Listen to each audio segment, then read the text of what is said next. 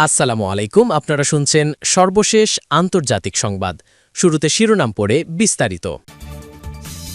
আলোচনা শুরুর আগেই ইরানকে ট্রাম্পের হুমকি। আরও থাকছে রাশিয়ার নতুন হামলায় কাঁপছে ইউক্রেন। ইরান ঘিরে উত্তেজনার মাঝেই লোহিত সাগরে মার্কিন ইসরায়েল সামরিক মহড়া। রাফা সীমান্ত খুলে দেয়ায় স্বস্তিতে ফিলিস্তিনিরা। এপস্টেইন তদন্তে সাক্ষ্য দেবেন বিল ও হিলারি ক্লিন্টন। এতক্ষণ শুনছেন সংবাদ শিরোনাম, এখন বিস্তারিত। তার আগে অনুরোধ থাকবে ভিডিওতে লাইক দিন এবং ভিডিও সম্পর্কে আপনার গুরুত্বপূর্ণ মতামত কমেন্ট করে জানিয়ে দিন।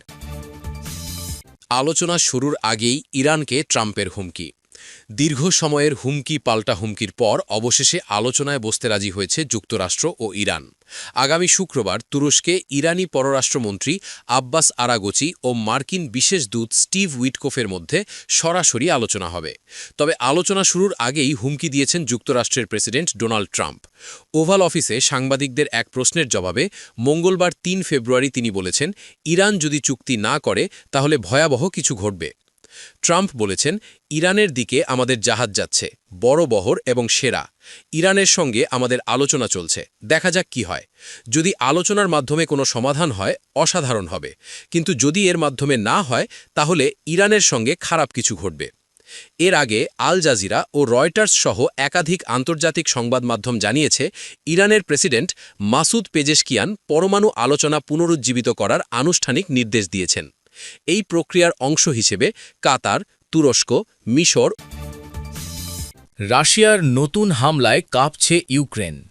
রাশিয়া ইউক্রেনের রাজধানী কিয়েভ এবং দেশের দ্বিতীয় বৃহত্তম নগরী খার্কিভে জ্বালানি অবকাঠামোতে ব্যাপক হামলা চালিয়েছে।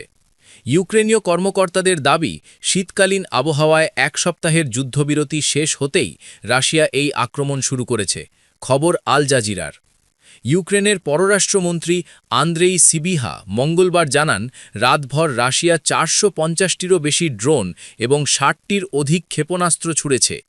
তিনি অভিযোগ করেন, মস্কো ইচ্ছাকৃতভাবে তাপমাত্রা কমে যাওয়ার অপেক্ষায় ছিল এবং এখন কঠোর শৈত্যপ্রবাহের মধ্যে ইউক্রেনের বিদ্যুৎ অবকাঠামোকে লক্ষ্য করে হামলা চালাচ্ছে।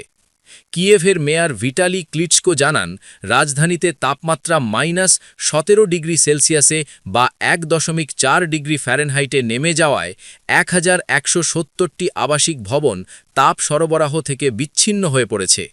কিয়েভের সামরিক প্রশাসনের প্রধান তিমুর টকাচেঙ্কো। ইরান ঘিরে উত্তেজনার মাঝেই লোহিত সাগরে মার্কিন ইসরায়েল সামরিক মহড়া।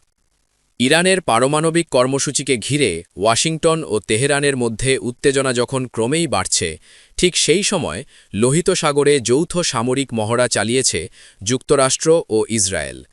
এই মহড়াকে মধ্যপ্রাচ্যে চলমান ভূ-রাজনৈতিক টানাপড়নের প্রেক্ষাপটে একটি তাৎপর্যপূর্ণ সামরিক বার্তা হিসেবে দেখছেন বিশ্লেষকেরা। সামরিক সূত্রের বরাতে সোমবার এই তথ্য জানায় সংবাদ সংস্থা আনাদোলু। খবরে বলা হয়, রবিবার লোহিত সাগরে যুক্তরাষ্ট্রের নৌবাহিনীর destroyer USS Delbert D black এবং ইসরায়েলি নৌবাহিনীর একাধিক জাহাজ অংশ নেয় এই যৌথ মহড়ায়। এটি ছিল দুই দেশের নৌবাহিনীর মধ্যে দীর্ঘদিনের চলমান সামরিক সহযোগিতার অংশ। ইসরায়েলি সামরিক বাহিনীর এক বিবৃতিতে জানানো হয়েছে, এই মহড়াটি লোহিত সাগর এলাকায় ইসরায়েলি নৌবাহিনী ও মার্কিন পঞ্চম নৌবহরের মধ্যে সমন্বয় ও প্রস্তুতি জোরদারের উদ্দেশ্যে আয়োজন করা হয়। এতে সামুদ্রিক কৌশল, যোগাযোগ এবং সমন্বিত অভিযানের বিভিন্ন দিক অনুশীলন করা হয়েছে। বিবৃতিতে আরও বলা হয়, ইউএসএস ডেলবার্ট রাফা সীমান্ত খুলে দেয়ায় স্বস্তিতে ফিলিস্তিনিরা। গাজা ও মিশরের মধ্যবর্তী রাফা সীমান্ত খুলে দেয়ায় স্বস্তি ফিরে পেয়েছেন ফিলিস্তিনিরা। দীর্ঘ যুদ্ধের কারণে অনেকেই মিশরসহ বিভিন্ন দেশে আটকা পড়েছিলেন। ক্রসিং চালু হওয়ায় ঘরে ফেরার তোড়জোড় শুরু করেছেন তারা। দীর্ঘদিন ধরে ৩ সন্তানকে চোখের দেখাও দেখতে পাননি ফিলিস্তিনি মা ৪৩ বছর বয়সী ফাতেন হামেদ আবু ওয়াতফা। ২০২৪ সালের এপ্রিলে গাজা সিটি ছেড়ে মিশরে গিয়েছিলেন তিনি। ভেবেছিলেন শাশুড়ির চিকিৎসা শেষ হলেই ফিরবেন পরিবারের কাছে। তবে রাফা ক্রসিং বন্ধ হয়ে যাওয়ায় মিশরেই আটকা পড়েন তিনি। প্রায় 2 বছর পর গাজা উপত্যকা ও মিশরের মধ্যকার রাফা সীমান্ত দুদিক থেকেই খুলে দেয়ায় প্রিয়জনের কাছে ফিরে যাওয়ার আশায় বুক বাঁধছেন আবু ওয়াতফা।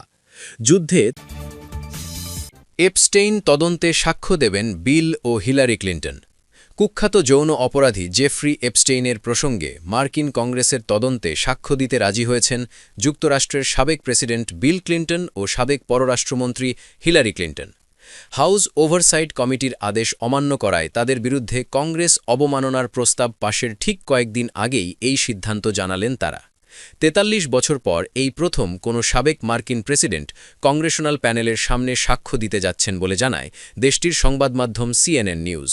সোমবার 2 ফেব্রুয়ারি স্থানীয় সময় রাতে বিল ক্লিন্টনের মুখপাত্র অ্যাঞ্জেল উরেনা সামাজিক যোগাযোগ মাধ্যম এক্সে একটি পোস্টে বিষয়টি নিশ্চিত করেছেন। ক্লিন্টন দম্পতির